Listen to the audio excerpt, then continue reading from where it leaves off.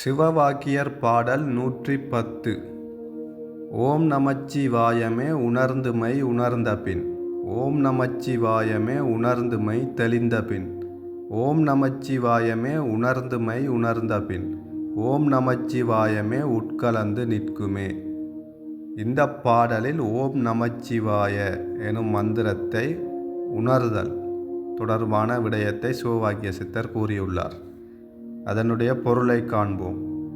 ஓம் நமச்சிவாய என்பதை நன்றாக உணர்ந்து அதை நம் உடலில் உணர்ந்து கொள்ள வேண்டும்.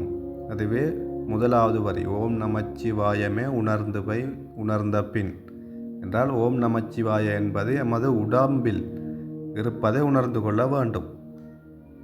இரண்டாவது வரி ஓம் நமச்சிவாயமே உணர்ந்துமை தெளிந்த பின். ஓம் நமச்சிவாய என்பது என்ன என்பதை எல்லாம் உணர்ந்து அதன் மெய்யான தன்மைகளை சிந்தித்து தெளிந்து கொள்ள வேண்டும்.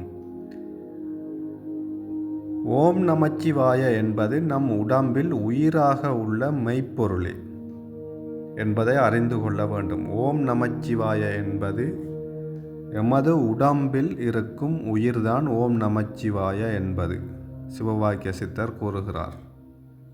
எமது உடம்பில் உயிராக இருப்பது எது? எமது ஆன்மா. அந்த ஆன்மாவே ஓம் நமச்சிவாய என்பதாகும். இறுதி வரி ஓம் நமச்சிவாயமே உட்கலந்து நிற்குமே.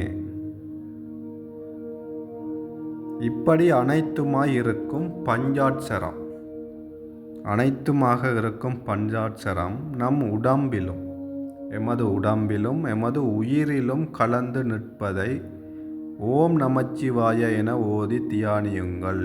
தியானம் செய்யும் பொழுது ஓம் நமச்சிவாய எனும் மந்திரத்தை சொல்லி தியானம் செய்ய வேண்டுமென சிவவாக்கிய சித்தர் கூறுகிறார். ஓம் நமச்சிவாய என்று சொல்லி தியானம் செய்பவர்கள் விரைவில் ஞானமடைய முடியும்.